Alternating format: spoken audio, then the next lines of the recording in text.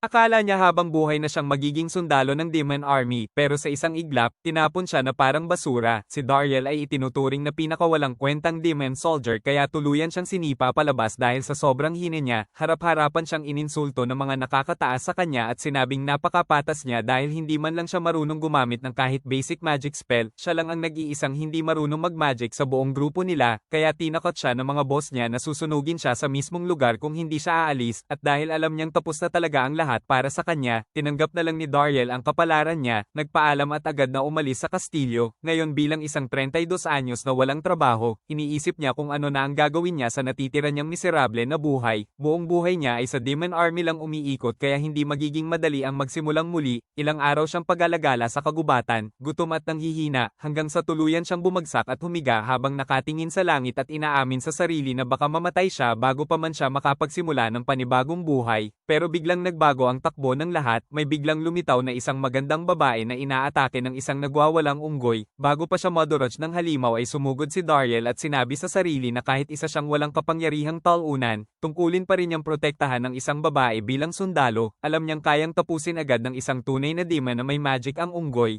pero dahil hindi siya marunong ng kahit simpleng magic, kailangan niyang lumaban sa makalumang paraan. Sumugod siya pero dahil sa gutom ay nanghina ang katawan niya at natapilok pa siya sa harap ng halimaw, agad siyang pinalipad ng suntok ng unggoy na parang basahang manika. Habang nakahandusay sa lupa ay napansin niya ang isang maliit na kutsilyo. Dati ay kahihiyan para sa isang demon soldier ang gumamit ng sandatang pangtao. Pero dahil tapos na ang buhay niyang iyon ay nagpasya siyang gamitin ito, halata sa tindig niya na parang natulog lang siya noong tinuturo ang swordsmanship, muling sumugod ang unggoy ngunit sa perpektong tiyempo ay naibaon ni Dariel ang kutsilyo sa dibdib nito at napatay ang halimaw. Napatingin siya sa bangkay at inamin na ginaya lang niya ang galaw na minsan niyang nakita sa isang hero at hindi niya inasahang gagana ng ganoon kaayos. Matapos mailigtas ang babae ay paulit-ulit itong yumuko bilang pasasalamat. Gusto na sanang umalis ni Dariel dahil ayaw niya ng gulo ng mga tao, pero kumapit ang babae sa kanya at halos masakal siya ng bag nito habang pinipilit na hindi siya pwedeng umalis nang hindi man lang napapasalamatan ng maayos. Tumanggi siya hanggang sa inalok siya ng pagkain, at iyon lang ang kailangan para pumayag siya. Kinaladkad siya ng babae pauwi sa bahay nito, doon niya nakilala ang mga magulang ng dalaga at nagpakilala itong si Malika. Pag-upo pa lang niya sa loob ng bahay ay agad siyang nagsisi dahil nasa isang human village siya at kapag nalaman ng mga tao na demon siya ay tiyak na papatayin siya, kaya nagpasya siyang maging sobrang maingat. Tinanong ni Malika kung bakit siya nasa gubat, at dahil magaling magsinungaling si Dariel ay handa na ang sagot niya. Sinabi niyang pinaalis siya ng anak ng dati niyang boss matapos nitong kunin ang negosyo ng pamilya. Ang tanging totoo lang ay wala siyang tirahan kaya siya napadpad sa gubat. Biglang umiyak si Malika at sinabing hindi iyon patas lalo na at isinugal niya ang buhay niya para iligtas ang isang estranghera. Nadala sa emosyon si Malika at nakiusap na tumira siya sa village dahil marami naman silang bakanteng kwarto. Magalang na tumanggi si Dariel at sinabing sapat na ang pagkain, pero hindi sumuko si Malika at kinausap pa ang mga magulang niya na masayang pumayag dahil ang lalaking kayang protektahan ng anak nila ay malugod nilang tinatanggap. Kumapit si Malika kay Dariel at sinabing wala naman siyang ibang pupuntahan bilang isang walang tirahan. Nag-alala man siya na baka mabunyag ang pagiging demon niya ay pumayag din siya at tuwang-tuwa si Malika. Nang gabing iyon habang nakahiga sa sariling kwarto ay inamin ni Dariel na masarap pala ang ganitong pakiramdam dahil dati ay lagi siyang may ka-share sa kwarto sa Demon Army. Kumatok si Malika at mula sa labas ay nagpasalamat muli sa pagliligtas sa kanya at inamin na sanay siyang siya ang inaasahan ng lahat kaya masarap sa pakiramdam na may nagprotekta sa kanya kahit minsan. Nahihiyang nag-good night ito. Kinabukasan sa almusal ay ibinunyag ng ama ni Malika na si Hilmas na siya ang guildmaster ng village at gusto niyang maging adventurer si Dariel. Ipinaliwanag niyang ang adventurers ang tumatanggap ng mga trabaho tulad ng pagpatay sa malalakas na monsters at demons.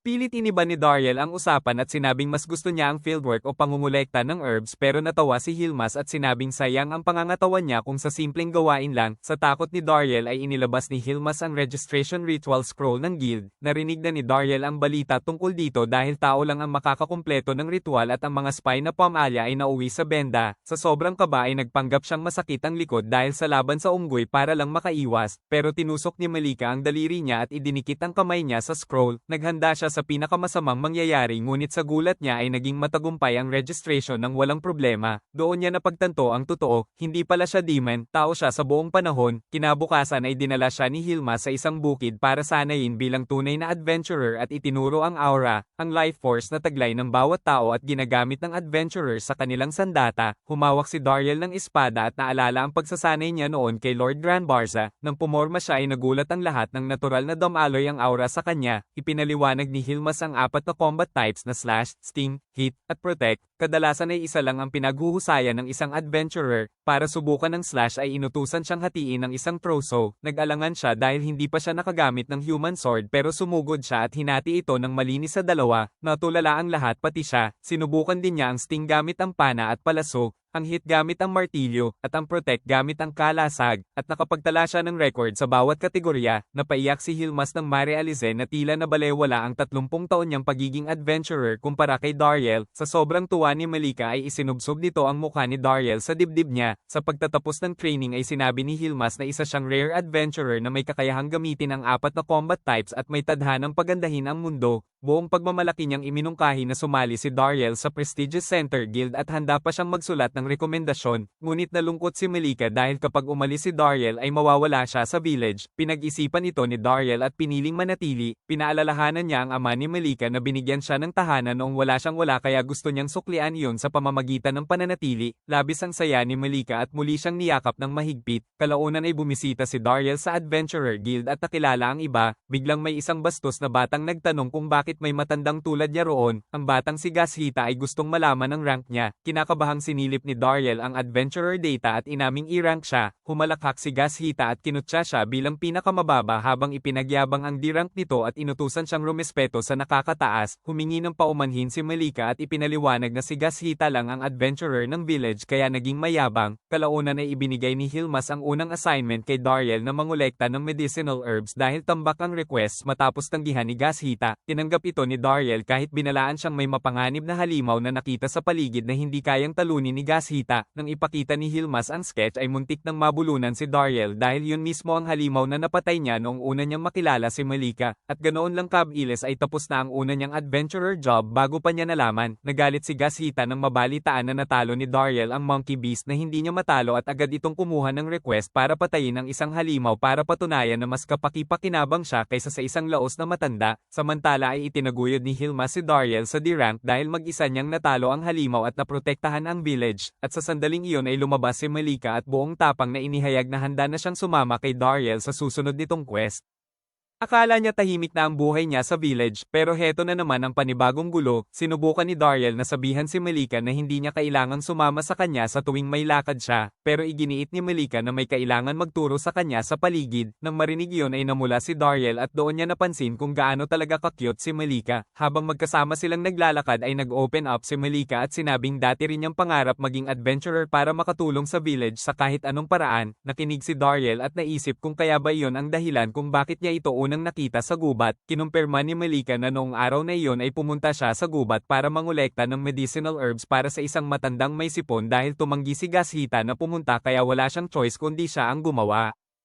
Kahit ganoon ay inulit ni Dariel na hindi na niya kailangang mag-abala pa para samahan siya pero sinabi ni Malika na paraan niya iyon ng pagbawi sa pagliligtas niya sa kanya. Maya-maya ay bigla nitong iminungkahi na mag-holding hand sila para hindi magkahiwalay. Hindi tumutol si Dariel kaya nagpatuloy sila ng magkahawak kamay. Nagsimula silang mangolekta ng herbs at namangha si Dariel sa galing ni Malika sa pagkilala ng mga halaman. Hindi lang iyon dahil basta na lang nitong binuhat ang isang malaking troso na parang wala lang. Napaisip si Dariel na anak nga pala ito ng guildmaster. Dahil curious siya ay tinanong niya kung bakit hindi nito kayang talunin ang monkey beast kung ganoon ito kalakas. Inamin ni Malika na hindi iyon tungkol sa lakas dahil takot lang talaga siya makipaglaban kaya sobrang halaga sa kanya ni Dariel na siyang nagligtas sa kanya. Pagkatapos ay nakiusap si Mala na tawagin siya sa first name lang ng walang honorifics. Nag-alangan si Dariel pero kalaunan ay binigkas din ang pangalan niya at sa sobrang tuwa ni Malika ay niyakap siya ng mahigpit na halos hindi siya makahinga. Bigla namang sumigaw si Dariel at itinuro ang isang USA para mailihis ang atensyon nito. Sa una una ay mukhang inosente ang USA pero biglang naging mabagsik ang mga mata nito at nakipag-away sa isang halimaw sa paligid, sinamantala nina Daryl at Malika ang kaguluhan at pinatay ang parehong USA at halimaw saka kinaladkad pa uwi sa village, sinalubong sila ng sigawan at papuri ng mga tao maliban kay Gashita na lalong nainis dahil natabunan na naman siya, nag-walkout ito at nanumpang magiging mas magaling na adventurer, lumipas ang ilang araw at nasanay na si Daryl sa buhay sa village na payapa, masaya at puno ng magagandang babae, ang tanging problema lang ay hindi pa rin nawawala ang galit ni Gashita kahit wala namang ginawang masama si Daryl. Isang araw pagbalik niya mula sa quest ay sinalubong siya ni Malika na may inihandang pagkain pero dumiretso siya kay Hilmas para mag-report na tapos na ang duties niya. Inamin ni Hilmas na stress siya dahil mas lalong nagiging pasaway si Gashita mula nang mauna si Daryl sa pagpatay sa mga halimaw na gusto nitong i-hunt. Dinepensahan ni Malika si Daryl habang nakakapit sa braso nito at sinabing wala naman itong kasalanan, pero sinabi ni Hilmas na may mas malaking problema dahil may dumating na notice tungkol sa mapanganib na halimaw na Blaze Deathside na para lang sa sirang pataas, hindi iyon direktang request sa kanila kundi sa katabing guild pero pinayuhan silang maging alerto. Nabahala si Daryl at sinabi na kung ganoon kalakas iyon ay delikado kung susubukan ni Gashita na isang D-rank. Sinabi ni Hilmas na may malaking party na ang kabilang guild pero napansin ni Malika na kung manghihimasok si Gashita sa teritoryo ng iba ay posibleng magdulot iyon ng problema sa ama niya bilang guild master. Doon lang napagtanto ni Hilmas ang pagkukulang niya, nag-volunteer si Daryl na sunduin si Gashita at kahit gustong sumama ni Malika ay tinanggihan niya ito at sa halip ay binigyan siya ng gamot para sa biyahe. Sa paglalakad niya ay nagulat siya sa sirang-sirang gubat at biglang sumulpot si Gashita na tumatakbo papunta sa kanya habang hinahabol ng nakakatakot na Blaze Deathside. Agad hinugot ni Daryl ang espada at naghanda sa laban ngunit nilagpasan siya ng halimaw at dumiretso kay Gashita. Nagpaputok ng palaso si Gashita pero halos walang epekto bago siya muntik mapunit ng halimaw. Tumalon si Daryl at tinaga ang ulo nito pero gumanti ang Deathside at binasag ang espada niya. Habang nagkalat ang mga bakal ay mabilis niyang pinagsama ang dalawang teknik. Kumuha siya ng tipak ng bakal, pinuno ito ng aura at inihagis sa bibig ng halimaw. Tumagos ito at agad pinatay ang halimaw. Bumuhos ang ulan habang bumagsak ang bangkay at tulala si Gashita sa nasaksihan. Inalagaan ni Daryl ang sugat nito at sinabing hindi ito mamamatay sa lason dahil binigyan siya ni Malika ng anti-venom bago umalis. Matapos gamutin ay bumagsak si Daryl sa pagod pero masaya dahil nakaligtas sila. Kinabukasan sa almusal ay dumating si Gashita na kakaibang magalang at tinawag pa si Daryl na Big Bro. Nagulat si Hilmas at ipinaliwanag ni Gashita na utang niya ang buhay niya kay Daryl at gusto niyang gumaling agad para makapagtrabaho sa ilalim niya. Hinabol siya ni Malika habang napapaisip si Daryl kung paano nabaligtad ang buhay niya dahil dati siyang itinapon ng Demon Army pero ngayon kinikilala siyang malakas at may cute na babaeng nasa tabi niya. Samantala sa Demon Army ay magulo ang sitwasyon dahil pinagalitan si Sebiantes ng ibang generals at para iligtas ang sarili ay isinisi niya ang lahat sa assistant na agad sinibak ni Bash Barza. Nagreklamo ang mga generals na sawa na sila sa mga incompetent assistants at ilang beses na silang nagpapalit.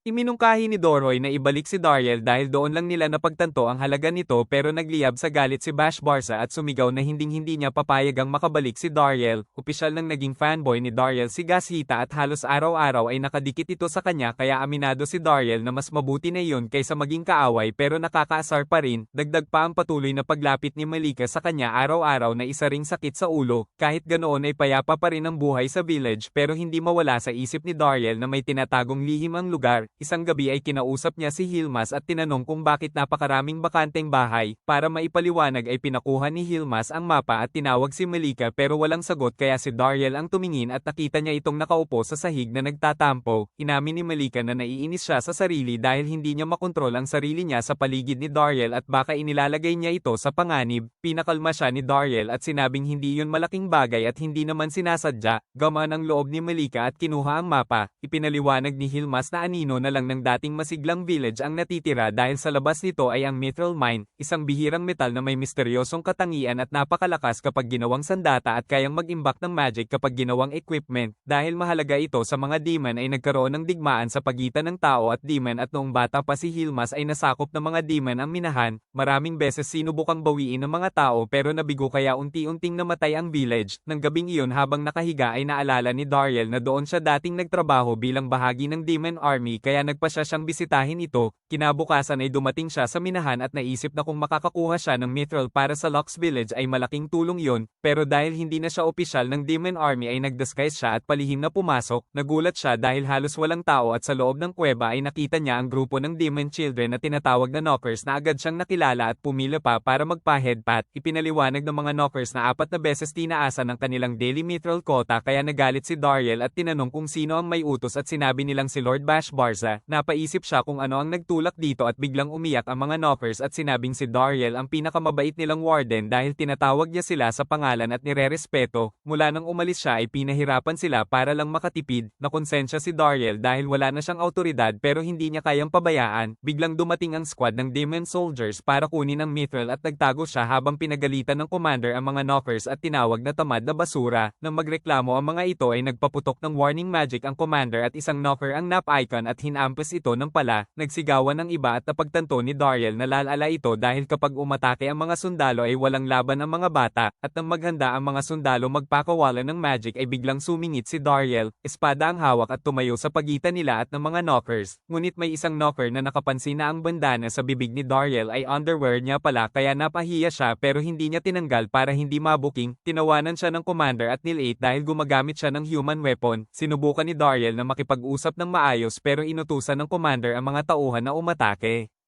Akala ng lahat tapos na ang gulo sa minahan, pero dito pa lang talaga nagsisimula ang mas malaking laban. Wala nang choice si Dariel kundi lumaban pero ayaw pa rin niyang may mapatay kaya binalutan niya ang talon ng espada ng piraso ng underwear ng isang Knocker at ginamit iyon para pabagsakin lang ang mga kalaban nang hindi sila pinapatay. May isang sundalo na nagsimulang mag-chant ng spell pero bago pa niya matapos ay nauna na siyang mapabagsak ni Dariel. May isa namang Knocker na gustong sumali sa laban pero sinipa lang ito palayo. Napansin ni Dariel na parang nagpipigil ang mga sundalo dahil basic attacks lang ang gamit nila at hindi mga nakamamatay na galaw. Ibig sabihin kaya pa silang kausapin, kaya nagbigay siya ng taos-pusong pananalita at nakiusap na huwag silang lumaban ng walang saysay. Saglit na tila umubra iyon pero biglang sumingit ang commander at inutusan silang sabay-sabay mag-cast ng napakalaking spell na kayang pumatay kina Dariel at sa mga Knocker. Tinanggap na ng mga Knocker ang kamatayan pero hindi pumayag si Dariel. Pinakawalan niya ang tunay niyang lakas at hinarap ang 100 sundalo na mag-isa. Bawat atake ay nasasagot niya ng perpekto hanggang sa tuluyan niyang may tapat ang espada sa leeg ng commander.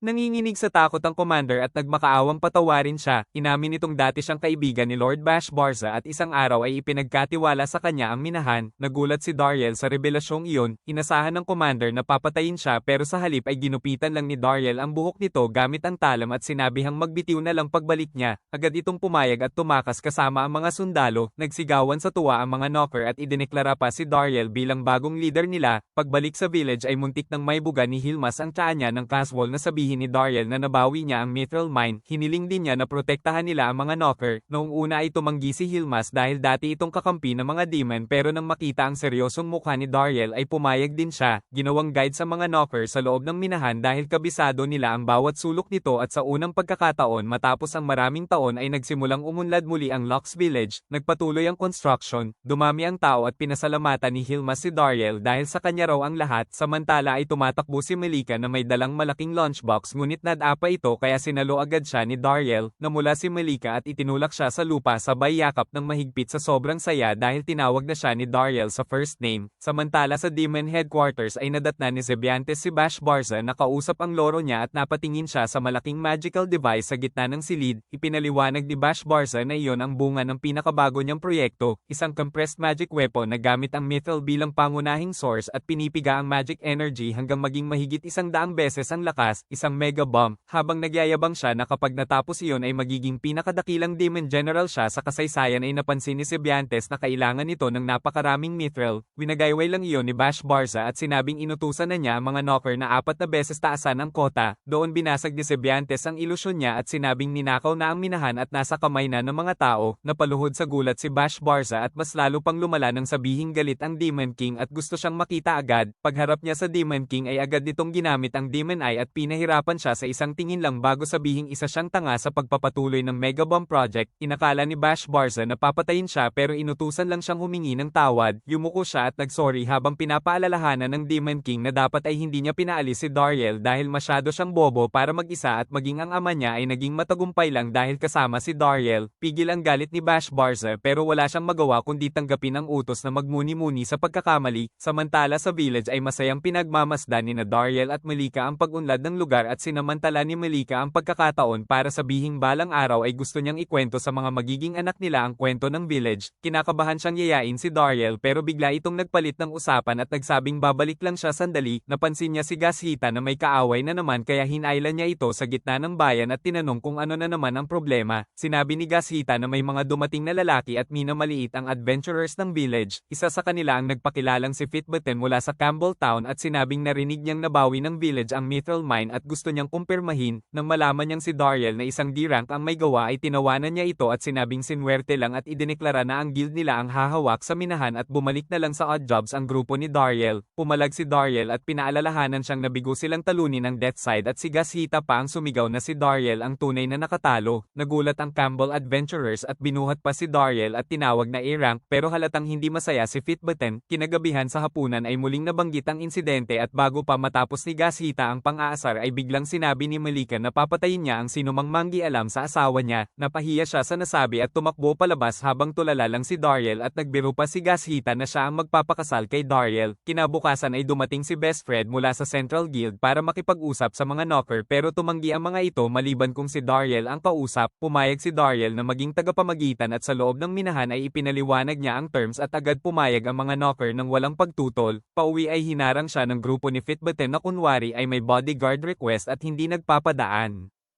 Biglang lumitaw ang isang malaking magic circle sa langit na tumatawag pabalik sa mga knocker sa Demon Army. Narinig ni Dariel ang pamilyar na boses at tumalon siya sa pader habang napagtantong mas bumibilis siya kapag binabalutan ng aura ang katawan. Hinarap niya ang dating kaibigang si Rize at ang mga demon soldiers. Hindi siya agad nakilala ni Rize at tinangka siyang takutin ng magic pero nang makilala siya ay niyakap siya ng mahigpit at doon lang naranasan ni Dariel ang totoong yakap na hindi gaya ng nakakasakal na yakap ni Malika. Nang mag-isa sila ay hiningi ni Rize ang buong kwento at nang mag-alangan si Dariel ay inakala nitong may sama pa rin siya ng loob sa pagkakasibak sa kanya kaya ipinakita ni Dariel ang guild ID at inamin na tao siya mula pa noon. Nagulat si Rize pero nangakong itatago ang sikreto at sinabi ring magulo na sa Demon Kingdom mula nang umalis siya dahil walang kayang kumontra sa Padalos Dolos na utos ng Demon King. Inanyayahan siya ni Rize na bumalik sa Demon Army at sinabing gusto rin siya ni Lord Roy pero tumanggi si Dariel dahil may komunidad na siyang pinahahalagahan at hindi niya yon iiwan. Sa inis ay ikinulong siya ni Rize sa Water Sphere para pilitin siyang sumama pero hiniway yon ni Dariel at idineklarang hindi siya aalis. Dinala niya si Rize sa village at muntik na namang maibuga ni Hilmas ang kape nang imungkahi ni Dariel na magbenta sila ng mithril sa mga demon. Sinabi niyang nagkakaroon lang ng digmaan kapag desperado ang isang panig kaya kung pareho silang may sapat ay posible ang kapayapaan. Inilahad niya ito kay Best Fred na nag-isip ngunit nagwala si Fitbuten at tinangkang patayin si Rize. Hinarang siya ni Dariel at iginiit na ang pagbabahagi ng mithril ang tanging paraan para maiwasan ang mas maraming dugo. Pinagalitan ni Best Fred si Fitbuten at pumayag sa kasunduan. Sa pagtatapos ng araw ay nagpasalamat si Rize pero sinabi ni Dariel na wala siyang pinapanigan at umaasa siyang balang araw ay mabuhay ang lahat ng magkakasama. Kinabukasan ay inatasan si Dariel na buhayin muli ang lumang mithril workshop para sa paparating na panday ngunit pagdating niya ay nadatnan niya si Fitbuten na nakangisi at sinabing umuwi na lang siya at magluto dahil siya na ang bahala at bawal sa town rules ang D-rank na makialam sa mas mataas ang rank. Napabuntong hininga si Dariel at umalis. Pagbalik sa bahay ay pumasok si Malika at nagsumbong na may matandang bastos na humawak sa dibdib niya kaya isinumpa ni Dariel ang lalaki ng 10,000 kamatayan. Ngunit pagdating niya ay nagulat siya dahil mukhang patay na ito at puno ng pula ang katawan, yun pala ay mga kamatis lang. Kinumpronta ni Dariel ang matanda tungkol sa paghawak kay Malika pero binaliwala lang nito at sinabing hindi naman ganoon kalambot. Bigla pa nitong ininsulto si Dariel bilang walang kwentang adventurer kaya nagalit si Malika at idineklara na malakas si Dariel. Kaya niyang talunin ang isang buong squad ng demon soldiers. Natigilan ng matanda, nagulat, at mabilis na sinukat ang aura ni Dariel. Sa hindi niya paniwalaan, lahat ng 4 na combat attributes ni Dariel ay maxed out. Agad na ipinakilala ng matanda ang sarili, siya si Smith, ang legendary Mithril Smith. Dinala siya sa kanilang bahay, kahit na may duda pa rin ang iba kung tunay nga siyang Smith. Para patunayan, ipinakita ni Smith ang direktang request na natanggap niya mula sa Central Guild at tinanong kung nasaan ang village workshop. Ipinaliwanag ni Dariel na nasa kontrol ngayon ng Campbelltown Adventurers ang workshop.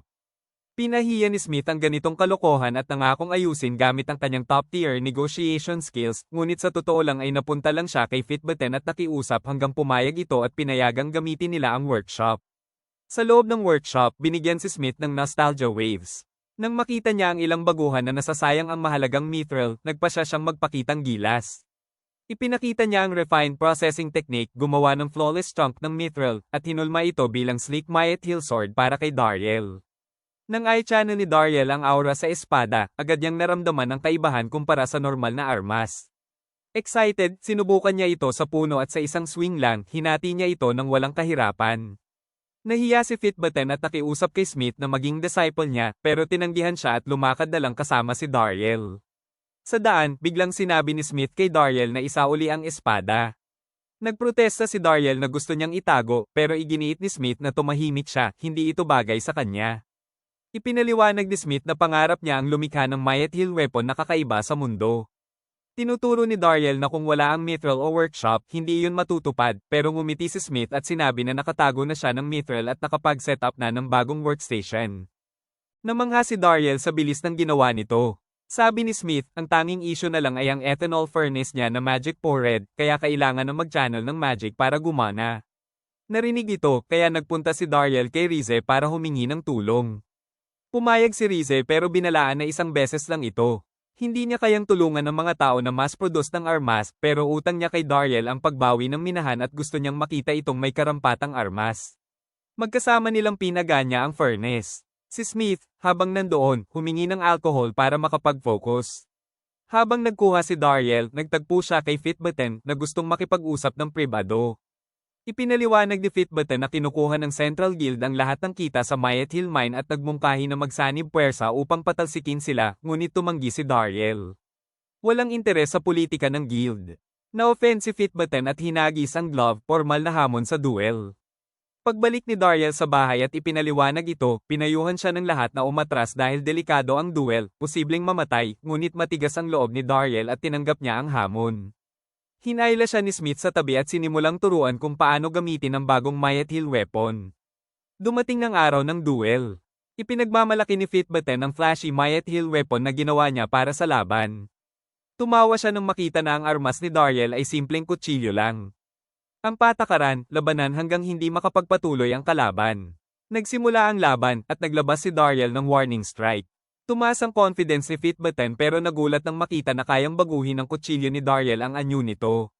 Ipinaliwanag ni Smith sa mga nanunood na nagmomorph ang armas ni Dariel depende sa aura niya. Sa isang strike, nasira ang shield at espada ni Fitbuten.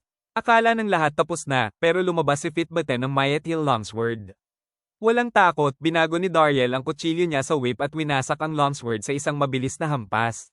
Tapos na ang laban, panalo si Dariel. Nagsigawan ng crowd at mas lalong humanga si Malika sa kanya.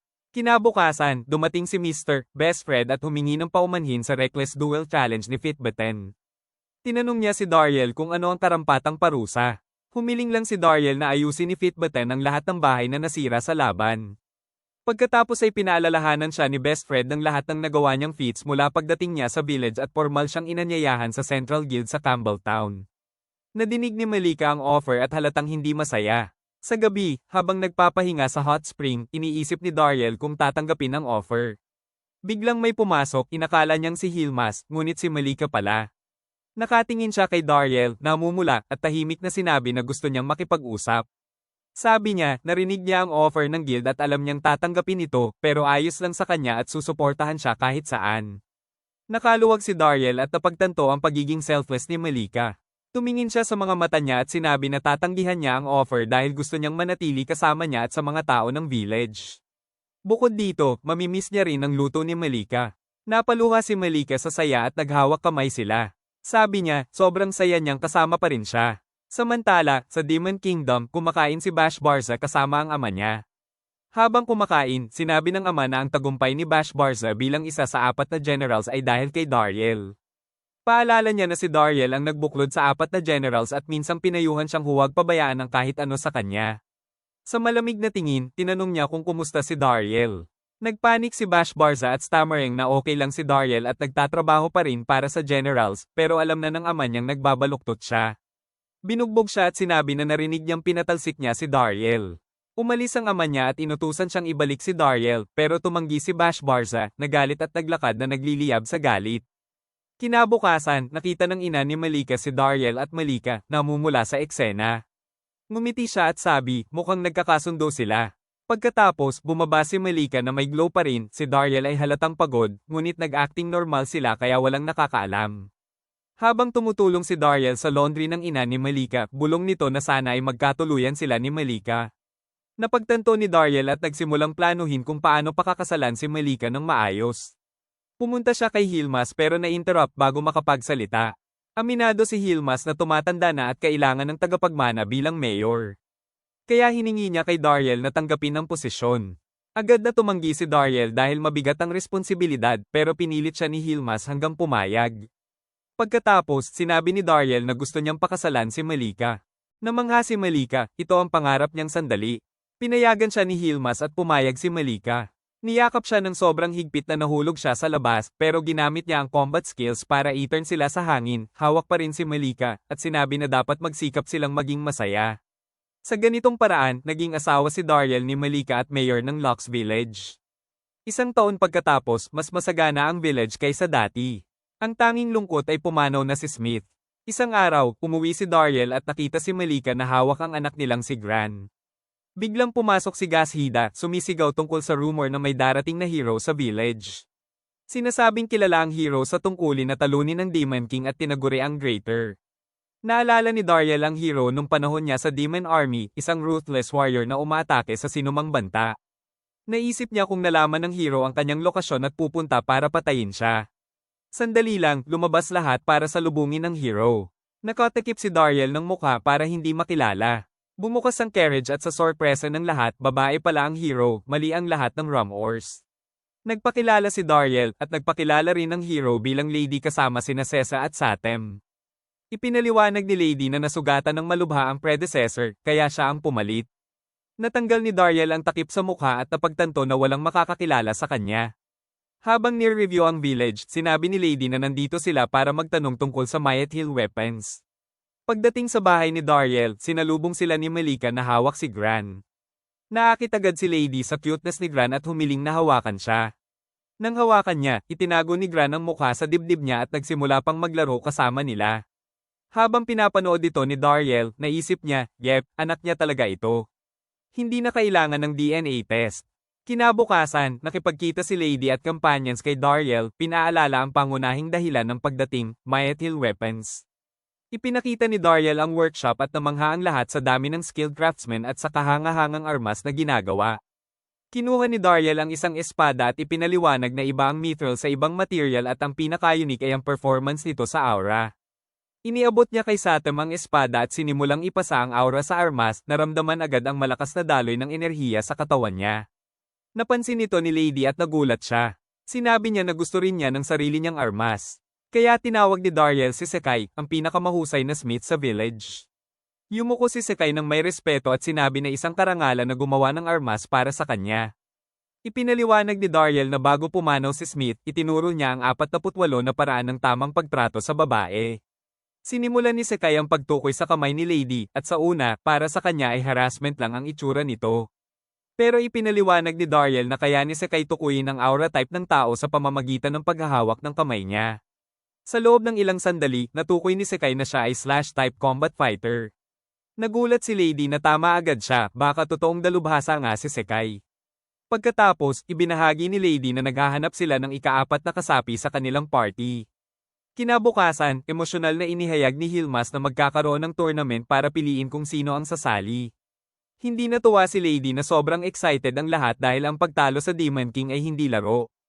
Pumayag si Dariel na tama siya, pero iniisip niya rin na ipinapakita nito kung gaano katindi ang determinasyon ng lahat na talunin ang Demon King. Nagsimula ang tournament at inihayag ni Hilmas na head-to-head battle ang paraan ng pagpili, 3 sa heroes laban sa 26 adventurers sa village. Mag-back-to-back ang 3 heroes, pinipigil ang sarili gamit ang household items imbes na totoong armas. Nilusob sila ng adventurers, pero pinuksa agad ng heroes lahat. Nadismaya, nagreklamo ang mga adventurers na wala kahit sino ang sapat ang lakas para makipaglaban. Dito, nakatago sa bushes si Gashida at naglunsad ng surprise attack. Humanga si Lady sa lakas niya pero napakasama ng accuracy. Inihanda niya ang ultimate attack para tapusin ito pero naramdaman ni Dariel ang gagawin niya at hinarang siya gamit ang perpektong apple throw. Pagkatapos, humingi ng tawad si Gashida kay Dariel sa pagiging mahina pa rin pero pinuri siya ni Dariel, sinasabing malaki ang improvement niya sa nakaraang taon. Pagkatapos nito, hinamon ni Lady si Dariel sa one-on-one match dahil ramdam niya na mas malakas siya kaysa kay Gashida. Tumanggi si Dariel, ipinaliwanag na retired na siya pero wala sa pakialam si Lady at umatake na. Madaling na ipagtanggol ni Dariel ang sarili, napapahina si Lady nang hindi nahihirapan. Naiinis, nagseryoso si Lady at hinugot ang totoong espada. Sinubukan niya ang secret move na nakita lang niya sa predecessor niya. Pero hindi pa rin natitinag si Dariel. Kina-counter niya gamit ang sariling combat technique at ganap na neutralize ang special attack ni Lady. Naniwala si Lady na si Dariel ang hinahanap nila lahat along. Humiling siya at ang party niya kay Dariel na sumali sa kanila pero ngumiti lang si Dariel at umalis. Gabi na, sinusubukang pakainin ni Dariel si Gran gamit ang bote pero tumanggi ang bata, gusto lang gatas ng ina. Napagtanto ni Dariel na matagal na rin siyang walang naiinom na gatas at papainom na sana siya sa sarili nang biglang pumasok si Lady at party niya, nagtanong muli kung sasali siya. Ipinaliwanag ni Dariel na may pamilya na siya, hindi na pwedeng labanan ng mga demon at monsters. Gusto niyang makita lumaki ang anak bilang responsableng ama at hindi maipagsapalaran ang buhay.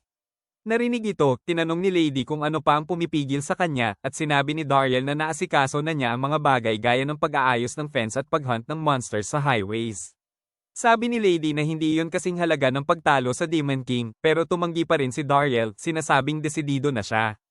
Galit na umalis si Lady pero nanumpa na hindi siya susuko. Habang nag-iisa si Dariel, naaalala niya ang sinabi ni Riz na hinahanap siya ni Droy. Naalala niya ang mga araw niya sa Demon Army at kung gaano kabait at down-to-earth si Droy. Siya lang ang general na talagang nagmamalasakit sa kapakanan ng demons. Kaya sinasabi ni Dariel na hindi niya itataas ang espada laban sa Demon Army. Kinabukasan, ginugol ni na Lady at Satem ang buong araw sa pagsubaybay kay Dariel upang malaman kung ano ang ginagawa niya na mas mahalaga pa kaysa talunin ang Demon King. Sinundan nila siya sa iba't ibang establishmento at bahay, palaging tumutulong sa abot ng makakaya. Sa pagtatapos ng araw, nagkita sila ni Malik Aika at masayang naglakad pa uwi. Napagtanto ni Lady na si Dariel ay isang mahusay na mayor na tunay na nagagalak sa ngiti ng kanyang mamamayan. Sa gabi, inamin niya kay Satem na kumbinsido na si Dariel, ito na ang kanyang lugar at wala silang magagawa para baguhin ang isip niya. Dumating si Lady sa isang cliff upang mag-isip. Sumama si Dariel at tinanong siya tungkol sa teknik na ginamit niya sa Skyrend attack dahil pareho ito sa kilalang skill ng iba niyang kakilala. Sagot ni Dariel casually na natutunan lang niya ito habang nakikipaglaban. Nagulat si Lady, hindi lang basta teknik ng kanya kundi isang Skyrend sa level na mas mataas pa, skill ng dating hero na si Alancel. Sobrang lakas, may sariling pangalan pa, Fearsome Emperor Skyrend, ginamit ni Dariel ito sa laban nila nang hindi niya alam. Hindi makapaniwala si Lady na nagawa ni Dariel ito nang hindi alam ang skill. Nagsabi siya na nasasayang ang potensyal ni Dariel kung hindi siya lalaban. Dumaudodge si Dariel at kalmado, sinabi na kung walang say sila Kay, mananatili ang kapayapaan. Pumashback si Lady, sinasabi na pinanggako niya kay Lancel na lilipulin ang Demon Army, kaya kailangan niya si Dariel, pero tumanggi uli si Dariel. Ikinwento niya ang laban sa Mayat Hill Mine laban sa Demon Soldiers, kahit may pagkakataon si Jay, nag-atubili ang soldiers pumatay sa knockers na hindi combatants. At upang mabawi ang tiwala ng tao, pinadala nila si Rizet, buong miyembro ng Demon Corps. Sinasabi niya, gusto lang niya protektahan ang pamilya, at dahil may pamilya sa magkabilang panig, hindi siya makikipaglaban. Sa huli, napatahimik si Lady at inamin na tama si Dariel. Ang puso niya lang ang mahina noon. Humiling siya na maging trainer niya si Dariel upang lumakas mentally at physically. Nakita rin niya na malapit kay Dariel, may pagkakataon siyang pigilan ng digmaan. Samantala, sa Demon Kingdom, nag-aalala si Droy. Hinahanap niya si Dariel pero hindi mahanap. Siya lang ang general na totoong mabait kay Dariel. Sa village, pumasok sina Dariel at Riz at nakita si Zebian nakaupo sa puno. Naginhawa siya na natagpuan na siya. Sa loob ng bahay, casually nag-uusap sina Dariel at Rizet nang biglang pumasok si Zebian, sinorpresa silang dalawa. Umupo siya at literal na ginamit si Riz bilang upuan, sinaway sa pagtatago kay Dariel kahit alam niyang tinatabunan lang siya. Biglang pumasok si Malika. Nakita si Dariel at mga bisita, maayos siyang nag-alok ng refreshments pero narinig niya si Zebian na tinatawag si Dariel na incompetent loser. Huli na yon, nagalit si Malik Aika at pinaputok ang bottle cap na tumagos sa pader. Natigilan si Zebian, nanginginig sa takot.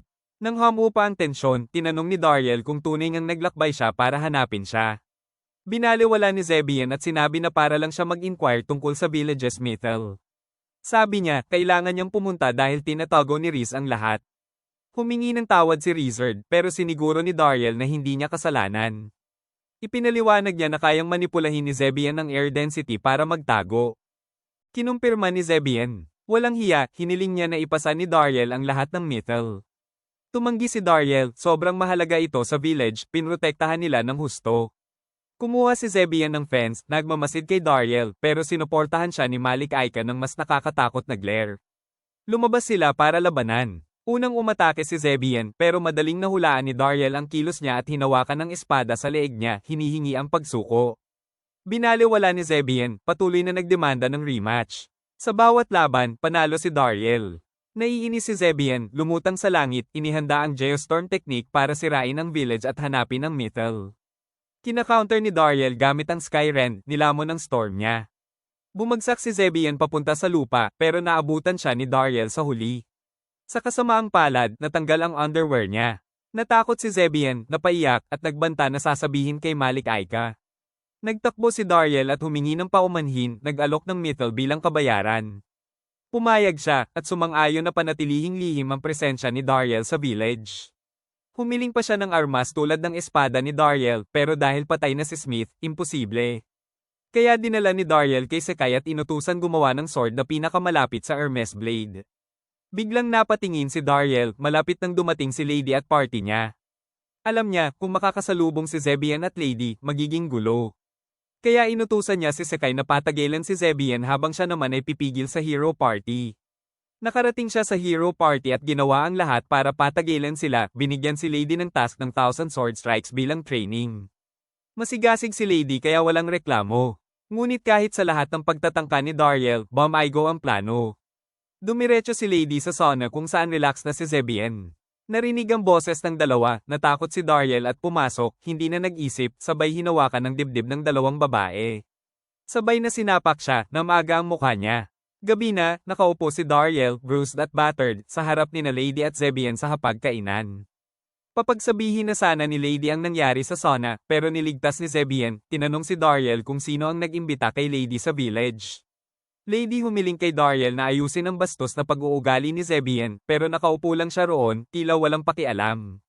Dahil dito, hindi maiwasan ni Lady na tanungin kung bakit parang casual lang siya sa isang demon general. Nang hindi na niya kayang itago, nagsabi si Dariel ng katotohanan, siya ay isang tao na lumaki sa gitna ng mga demonyo.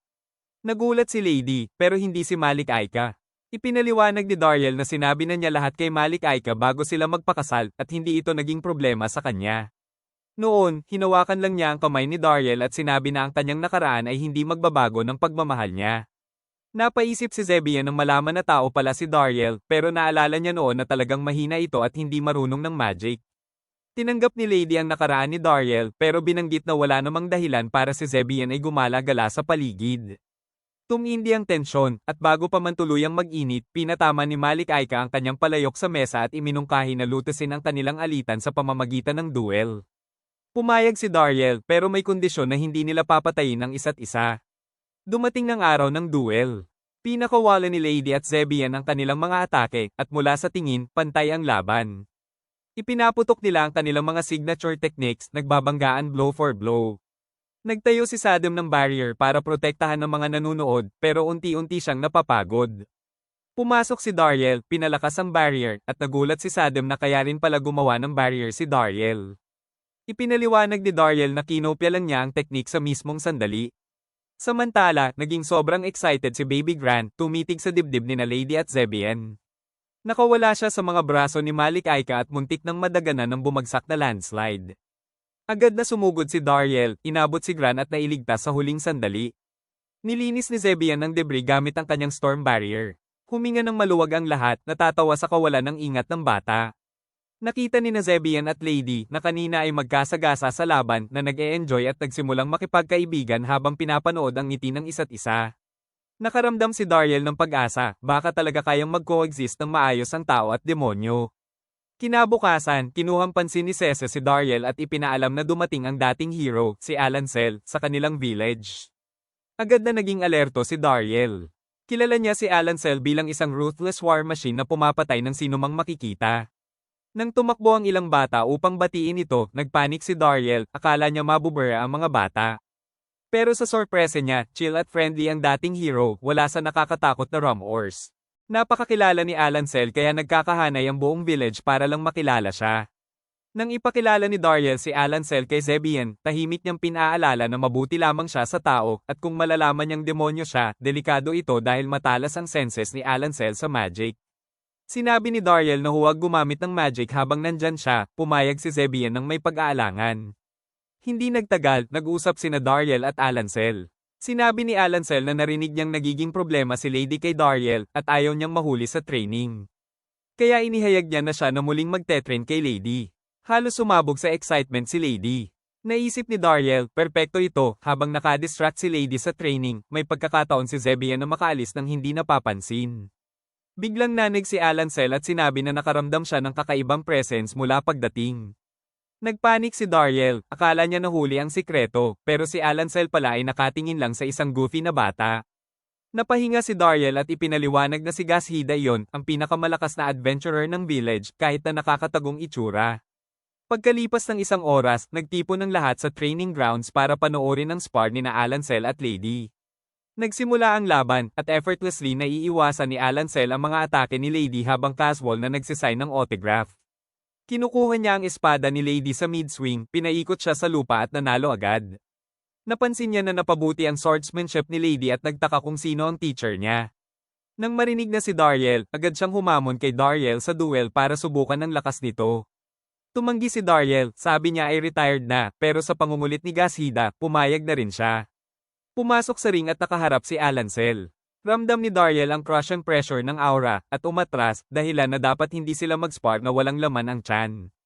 Sa halip, nagpicnic sila sa field. Habang kumakain, naantig si Alancel, matagal na siyang hindi nakakatikim ng homemade lunch. Samantala, sa bahay, nakalimot si Zebian na bawal siyang gumamit ng magic. Nang magamit niya, ramdam ni Alancel ang demonic aura niya at nagbago ang ugali. Hinagis niya ang staff sa village at pinaikot si Zebian sa pader. Dahan-daang lumapit, handang pumatay. Pero hamarang si Dariel, sinabing hindi niya papayagan ang dugo sa village kahit ang target ay demonyo. Napangisi si Alancel, alam na kailangan niyang labanan si Dariel. Nagbanggaan sila. Nakaya ni Dariel ang sarili, pero tuloy-tuloy ang relentless offense ni Alancel, pinipilit siyang depensahan ang sarili. Pagkatapos ng ilang sandali, nagulat si Alancel na may 4 na aura attributes rin si Dariel tulad niya. Sinabi niya na huwag sayangin ang gift at pilitin sumali sa mission na lipulin ang Demon Army, pero tumanggi si Dariel. Galit, pinakawalan ni Alancel ang Emperor Skyrend. Kina-counter ni Dariel gamit ang parehong move, nagbanggaan ng 2 atake sa isang massive explosion. Pinabagsak ng kapangyarihan ni Alancel si Dariel sa lupa, pero nakapagsalita pa rin si Dariel, sinasabi na naiintindihan niya ang sakit ni Alancel sa pagkawala ng asawa at anak sa demons, pero hindi maibabalik ito sa pamamaslang sa lahat ng demonyo. Tinatanong ni Alancel kung bakit protektado ni Dariel ang demons, at dito nagbunyag si Dariel na siya ay pinalaki ng mga ito. Napahanga si Alancel. Samantala, sa Demon Realm, pumunta si Grand Barza sa Demon King para humingi ng isang kahilingan. Lumabas ang king sa isang nakakatakot na beast form imbes na human, nakaramdam ng kaba si Grand Barza. Pero nagpatuloy siya, humihiling na tanggalin sa posisyon ang anak niyang si Bash Barza, pinapakita na simula nang mag-take charge si Bash Barza, puro kapalpakan lang. Pero nalaman ng Demon King na dahilan lang ito para mapapahiya si Bash Barza, at hindi totoong may problema sa trabaho. Tinanong ng king kung bakit mas pinapabura ni Grand Barza si Dariel kaysa sa sariling anak. Dito ikinwento ni Grand Barza kung paano niya natagpuan si Baby Dariel na iniwan sa gubat at pinili siyang palakihin bilang sarili. Ipinakita ng king na nasa Locks Village na si Dariel at tahimik na namumuhay, pero duda siyang babalik na ito. Sa village, ikinwento ni Dariel kay Alancel ang parehong kwento kung paano siya inampon ni Grand Barza. Napanganga si Alancel, dahan-daang lumapit at niyakap si Dariel, saka inihayag ang ultimate bombshell, si Dariel ay kanyang anak. Tuliro si Dariel. Ipinaliwanag ni Alancel na 33 taon na ang nakalipas, pinatay ng Bezitan, isa sa Demon Generals, ang asawa niya at akala niya patay na rin ang anak. Pero matapos marinig ang kwento ni Dariel at makita na may 4 na aura abilities ito, sigurado siyang si Dariel ay ang matagal nang nawalang anak. Naiwan si Dariel na walang masabi, natuklasan na ang legendary hero na si Alancel ay ang tunay niyang ama. Biglang nakaramdam si Alancel ng demonic aura na paparating at agad na pinakawalan ang massive fireball. Hinarang ito ni Gran Barza, bumaba ng kalmado at nilapitan si Dariel, pinupuri kung gaano siya kalakas ngayon. Biglang naalala ni na Gran Barza at Alancel ang kanilang sworn enemies at tila handang magtalo. Ngunit mabilis na pumagitna si Dariel, pinipigilan ang labanan. Sinabi niya kay Alancel na kakakita pa lang niya sa kanya bilang ama, naguguluhan pa siya at karapat-dapat marinig ang panig ni Gran Barza. Huminga ng malalim si Gran Barza at inamin na matagal na niyang alam na si Alancel ang tunay na ama ni Dariel. Simula pagkabata, nakakaalala siya na hindi makagamit ng magic si Dariel at nagduda na tao ito, pero hindi niya pinabayaan. Humingi ng tawad si Gran Barza sa gulo, pero sinabing si Dariel ang dapat magpasalamat. Kahit hindi niya totoong anak, hindi siya pinabayaan ni Gran Barza at binigyan ng pamilya at tahanan. Ngumiti si Gran Barza at sinabi na siya ang dapat magpasalamat dahil si Dariel ang dahilan naging matagumpay siyang general. Nagyakap ng taos-puso ang dalawa, pero nagalit si Alancel sa eksena, galit sa lahat ng nawalang taon kasama ang anak. Kalmado si Gran Barza, sinabi na ang ginawa ni Bezitan ay unforgivable, pero imbes na punahin si Alancel, mas maigi na direkta niya itong harapin. Idinagdag niya na dati gusto niyang ibalik si Dariel sa Demon Kingdom, pero mas mabuti na makasama niya ang tunay na ama. Kahit ganoon, mataas pa rin ang tensyon at tila mauuwi sa labanan nang biglang pumasok si Malik Aika at binuhos ang isang balde ng tubig sa kanila. Sinita niya sila, sabi na hindi dapat ipakita ang ganitong masamang ugali sa harap ng apo. Natigilan ng dalawa. Ipinaliwanag ni Malik Aika na si Gran, anak ni Dariel, ang apo ng dalawa. Napangisi si Dariel at naisip ang inspirasyon, kahit late na para balikan ni Alancel ang kanyang kabataan, maaari pa rin siyang bumawi bilang grandfather ni Gran. Napalambot si Alancel at pumayag. Samantala, sa Demon Kingdom, pumasok si Bash Barza sa kanyang general promotion party, pero walang tao sa hall. Natawa siya, akala niya late lang, pero sinabi ng isang servant na wala talagang dumating. Ang katotohanan, wala siyang suportang natanggap dahil sa kakulangan niya sa trabaho. Idinagdag ng servant na kahit ang kanyang sariling ama ang humingi ng dismissal niya. Nagulat si Bash Barza at nagtanong kung ano ang dapat niyang ginawa. Sagot ng servant, magiging maayos sana kung nandyan pa si Dariel. Bawat banggit ng pangalan ni Dariel ay tila tinutusok si Bash Barza, lalo siyang nadarama na wala siyang silbi. Naupo siya sa upuan, frustrated, at umorder ng alak sa chef, pero tumanggi ang chef, sabi niya, hindi pa nababayaran ni Bash Barza ang bills niya. Idinagdag pa niya na hindi ito naging problema noon nang si Dariel ang namamahala sa lahat. Nang muling mabanggit ang pangalan ni Dariel, napuno ng galit si Bash Barza. Sumabog siya sa puot, sinunog ang buong restaurant hanggang sa abo at lumakad palayo na may malamig at mapait na ekspresyon, nangako sa sarili na patutunayan niya sa lahat na mali sila. Sa Lux Village, abala sina Gran Barza at Alancel sa pakikisalamuha kay Baby Gran, pero hindi matiis ni Alancel na ipinangalan ang bata sa Gran Barza. Iminungkahi niyang palitan ng pangalan sa Alan Barza para patas, pero agad itong tinutulan ni Dariel, sabi niya, tunog lang nakakatawa. Habang lumalalim ang gabi, nakakaramdam si Dariel ng kakaibang pakiramdam, teknikal na may 3 ama na siya ngayon, Hilmas, Gran Barza, at Alancel. Kakailanganin niya ng oras para masanay. Gayunpaman, ginugol ng 3 lalaki ang gabi sa pag-inom at pagtawa. Sa pagtatapos ng gabi, naisip ni Alancel na chill pala si Gran Barza. Inabot niya ang kamay at nag-alok ng truce, tinanggap ang Gran Barza bilang isa sa mga lolo ni Gran. Tinanggap ni Gran Barza ang handshake at unti-unting nawala ang alitan nila. Kinabukasan, lumapit si Lady kay Alancel at humiling na ipagpatuloy ang training niya sa kanya. Pumayag si Alancel, pero nagulat si Dariel na sa kabila ng lahat ng sinabi niya dati, gusto pa rin ni Lady na labanan ng demons. Sabi ni Lady, tungkulin lang ng isang hero, pero ipinaliwanag ni Alancel na mas malalim pa rito. Ang Demon King ay sinasabing nagtataglay ng pinakamalaking karunungan at kapangyarihan sa mundo. Kung matatalo siya, makakamit ng tao ang kakayahang gumamit ng magic. Kaya determinado ang Central Guild na talunin siya. Biglang may malakas na katok sa pinto. Binuksan ni Dariel at nakita si Fitbiten na heavily panting, nagsasabing may monster na umaatake sa Mayet Hill Mine. Hindi nagdalawang isip, ginamit ni Zebian ang kanyang wind magic para dalhin sila sa site. Pagdating nila, nakita nila ang isang napakalaking fire dragon na nagngangalit, sinusunog ang lahat sa paligid. Nakaligtas ang mga miners, pero ang knockers ay natrap pa rin. Hindi nag-isip, nag-charge si Dariel diretso sa mine, determinado iligtas sila bago huli ang lahat. Sumunod si Alancel, hindi papayag na ang matagal niyang nawalang anak ay pumasok ng mag-isa. Samantala, sinubukan na ni Lady at ang kanyang party na labanan ng dragon, pero walang epekto ang kanilang mga armas. Ginamit pa ni Lady ang kanyang special technique pero halos walang marka. Tumayo si Grand Barza, nakilala ang nilalang, isang magic flame beast na salamandra. Nag-charge siya ng enerhiya, handa sa laban. Kasabay nito, narating ni Dariel at Alancel ang knockers at nailigtas sila.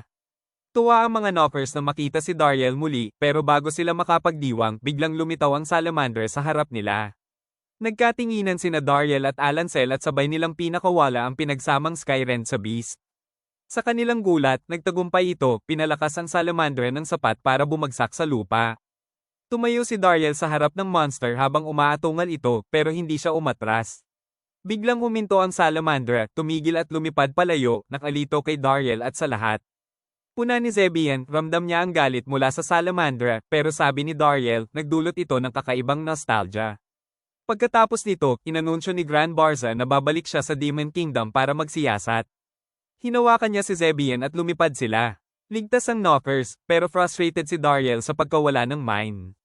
Hinawakan ni Alancel ang balikat niya, pinaalala na hindi niya kayang iligtas ang lahat. Samantala, sa Demon Kingdom, hinarap ni Grand Barza si Bash Barza, tinanong kung siya ang nasa likod ng atake ng salamandra. Sa kanyang pagkakagulat, nakita niyang nagliliwanag ang kaliwang mata ni Bash Barza, patunay na pumasok siya sa Room of Secrets. Walang ideya si Zebian tungkol dito, kaya ipinaliwanag ni Bash Barza na ito ay isang nakatagong silid sa ilalim ng kastilyo kung saan nakatago ang Ancient Forbidden Spells. Isa rito ang nagpapahintulot sa demons na kontrolin ng magical beasts, kaya inakala niya na kontrolado ni Bash Barza ang salamandra. Sinite siya ni Grand Barza, tinawag na kumpletong pagkabigo. Hindi tulad ni Dariel na napatunayan ng sarili kahit walang magic, ipinagsasayang ni Bash Barza ang talento niya. Galit na galit si Bash Barza at pumalag, sinisi si Grand Barza na hypocrite dahil ginamit nito ang mga mata ng beast para especially iya siya at makisalamuha sa heroes. Patunay ito na ginamit niya ang forbidden magic. Binalaan siya ni Grand Barza na kakainin ng kapangyarihan ng beast ang isip at katawan niya hanggang wala na siyang maiiwan. Lalong tumindi ang sigawan at nagpakawala ng apoy si Grand Barza, pero tinawag ni Bash Barza ang salamander at lumipad bago tamaan. Sa mine, nakaharap ni Dariel ang isa pang beast, ang Earth Giant Giganto. Sinisi siya ni Giganto sa mga paso mula sa salamandra. Humingi ng tawad si Dariel at hiniling ni Giganto na makita ang resulta ng Myeth Hill Mining. Ipinakita ni Dariel ang natapos na blade. Sinuri ni Giganto na impressed, sabi gawa ito ng master craftsman. Bilang gantimpala, pinatibay niya ang espada at inalis ang kahinaan nito. Bago umalis, pinaalalahanan niya si Dariel na magiging battlefield na ang Lux Village. Natigilan si Dariel, hindi alam ang ibig sabihin nito. Tumawag si Grand Barza, kinumpirma na kontrolado ni Bash Barza ang salamandra. Bumalik agad si Dariel sa village para mag-organisa ng evacuation. Bago umalis, nangako kay Malik Aika na babalik siyang ligtas. Nilagyan siya ni Malik Aika ng protective ring, ngumingiti habang siya at si Gran nagpaalam sa kanya. Hindi nagtagal, nagmarcha si Dariel at ang kanyang party sa kagubatan. Lumipad si Bash Barza sa salamandra, may smog green, naglilimbag ng massive fireball sa madilim na kagubatan. Nanig si Alancel, delikado ang spell, kaya nitong ubusin ang buhay ng caster. Napansin ni Bash Barza ang ring ni Dariel at inisip na may asawa siya, ngumiti ng cruel, sabi patayin muna ang asawa ni Dariel, pagkatapos lipulin ang village. Dahil dito, napuno si Dariel ng galit. Pumasok siya sa battle mode, hinugot ang whip at hinayla ang salamander sa lupa sa pamamagitan ng paa nito, nagsimula ang laban. Sa simula, tila pantay sila ni Bash Barza, pero agad na lumutang ang lakas ni Bash Barza na o-overpower si Dariel. Nilate siya ni Bash Barza, sabi, hindi ito tungkol sa galit kundi paglilinis sa kabiguan ko. Pagkatapos patayin si Dariel, sisirain niya ang heroes, lilipulin ang sangkatauhan, at magiging pinaka-greatest demon general sa kasaysayan, para hindi na siya tingnan bilang pagkabigo ng ama niya. Pinakawalan niya ang sunod-sunod na atake, binugbog si Dariel sa stone wall. Dugong-dugo at pagod si Dariel, umamin na hindi siya nagulat dahil gifted magician si Bash Barza at lumakas pa siya. Humarap si Bash Barza kay Dariel, ipinagmamalaki na pinag-aralan niya ang Hex sa Room of Secrets, natutunan ng forbidden skill, naglakbay sa mundo at pinilit ang salamander sa kanyang kalooban. Ngumiti si Dariel sa kabila ng sugat, sinabi kay Bash Barza na talagang nagsumikap siya at proud siya sa kanya. Pero wala sa pakialam ni Bash Barza. Nag-charge siya ng devastating point blank. Isinentro ni Dariel ang lahat ng lakas, ini-amplify ang Skyren para harangin ito. Nagbunga ang banggaan sa isang malaking pagsabog ng usok at apoy. Nang malinaw ang usok, boses ni Bash Barza pumutol sa hangin, ngumiti, sabi hindi niya inakala na kailangan niyang gamitin ang tunay na anyo laban kay Dariel. Habang nagbabanggaan sina Dariel at Bash Barza, tuloy pa rin ang rampage ng Salamandra. Sa kabutihang palad, nakontrol ng iba ang creature. Sa twist, nagsaanib puwersa sina Alancel at Bash Barza, bumuo ng unang Human-Demon Alliance, pinakawalan ng pinagsamang lakas at nasupil ang Salamander sa record time. Pero kay Dariel, lalo lang lumalala ang sitwasyon. Corrupted ng Hex, nag-transform si Bash Barza sa half-magical beast. Palitan nila ang malupit na suntok, walang nakakauna. Sinubukan ni Dariel kausapin siya, pinapayuhan tapusin ang kabaliwan, pero tumanggi si Bash Barza, determinado pa rin patunayan ang sarili. Sa isang sigaw, pinakawalan niya ang Searing Screams technique, lumikha ng massive fireball sa taas. Alam ni Dariel na magiging sakuna ito, kaya nagpa siya tapusin na ang laban. Hinugot niya ang Hermes Blade, binuhay ang bagong technique na binabalot ito ng Divine Light. Namangha si Bash Barza, hindi niya inakala na may ganitong kapangyarihan si Dariel. Pinuputol ni Dariel gamit ito, nag-trigger ng massive explosion na sumakop sa lahat ng paligid ng usok. Tila sapat na ang atake para tapusin siya, pero nang malinaw ang usok, lalo lang lumala. Pabilis ang hexification at ganap na nag-transform si Bash Barza sa magical beast. Hinawakan si Dariel at itinaas at itinapon na parang ragdoll. Sa clash nila, naglock ang mga blades, at aksidenteng na-activate ang synchronization magic ni Bash Barza. Biglang nakita ni Dariel ang pinakamalalim na alaala ng kapatid, isang batang Bash Barza na masaya, laging nasa tabi ng ama. Pero nagbago lahat nang dumating si Dariel, mula noon palaging pinipili ni Grand Barza si Dariel, iniwan si Bash Barza na parang basura. Naintindihan ni Dariel na ang galit ni Bash Barza ay galing sa loneliness at jealousy, isang sirang bata na may malalim na daddy issues, at doon napagtanto ni Dariel kung aktibo ang synchronization magic. Bawat salita ni Dariel ay tila dumudurog sa puso ni Bash Barza, at sa wakas, naririnig din niya ang iniisip ni Dariel. Sinasabi ni Dariel kay Bash Barza na laging nag-aalala ang kanilang ama para sa kanya. Upang patunayan ito, ipinakita ni Dariel ang sarili niyang alaala kung paano noong bata pa siya, palagi siyang pakiramdam na iba, na parang hindi kabilang dahil hindi siya makagamit ng magic. Ang pinakamababa niyang magagawa ay huwag na lang istorbohin si Grand Barza. Ngunit nang makilala niya si Bash Barza, nagkaroon siya ng pag-asa. Akala niya natagpuan na niya ang kapatid na masasandalan kasama sa laban. Kahit hindi sila magkadugo, sabi ni Dariel, palagi kitang minahal bilang kapatid. Namangha si Bash Barza. Kung noon palang hawak niya ang kamay ni Dariel, baka iba ang kinalabasan. Naantig sa sinabi, unti-unting nawala ang beastly corruption at bumalik sa normal si Bash Barza. Inalok siya ni Dariel ng kamay, at sa unang pagkakataon, inabot ni Bash Barza ito. Pero bago niya ito matanggap, ramdam ang matinding sakit sa katawan niya. Bumangon muli ang Salamandra, sumisipsip sa fireball na nilikha noon ni Bash Barza gamit ang Annihilation Magic. Nang maunawaan ng panganib, kumilos si Bash Barza. Ginamit niya ang Forbidden Fusion Hex, pinagsama ang sarili sa Salamandra. Alam niya na magtatagal lang ang kontrol bago siya tuluyang lumunin ng beast na posibleng ikamete niya. Lumipad siya sa kalangitan sakay ng Salamandra, handa ng isakripisyo ang sarili. Ngunit hindi papayag ang mamatay ang anak niya, pumasok si Grand Barza, ginamit ang makapangyarihang magic para hilahin si Bash Barza palabas sa katawan ng Salamandra. Kasabay nito, bumaba si Dariel mula sa itaas at ibinato ang final, decisive blow sa Salamandra. Agad niyakap ni Grand Barza ang anak niya, tinatawag itong malaking tanga. Sa Locks Village, naghahanda si Malik Aika ng napakalaking welcome feast. Nang marinig ang pagbalik ng grupo ni Dariel, dali-dali siyang lumabas, handang i-slam si Dariel gamit ang kanyang signature sumo hug, pero sa halip, pinahanga niya si Dariel sa isang malambot at normal na yakap, iniwan si Dariel na may mukha sa dibdib niya. Samantala, lumitaw si Bash Barza sa harap ng Demon King upang magsisi sa kanyang mga kasalanan. Ipinahayag niya na tatanggapin niya ang anumang parusa.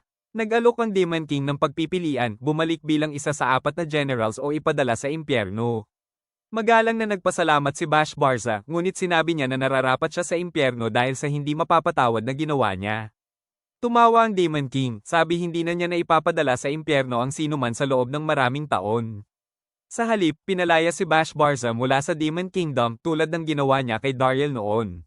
Kaya naglakbay si Bash Barza patungong Lux Village, humingi ng kapatawaran, taimtim na nagsorry sa lahat ng pinsalang ginawa niya. Sa kanyang gulat, pinatawad siya ng lahat. Hindi nagtagal, nagising si Gran. Maingat na inilagay ni Dariel ang baby sa mga bisig ni Bash Barza, ipinakilala siya, ito ang kuya mo.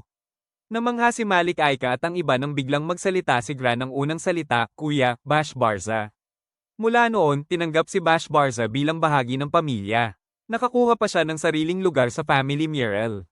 Ngumiti si Dariel, sinasabing ito ay isang historic na araw, ang araw na nagsalita si Gran ng unang salita at ang araw na muling nagkaisa ang kanilang pamilya. Ito na ang katapusan.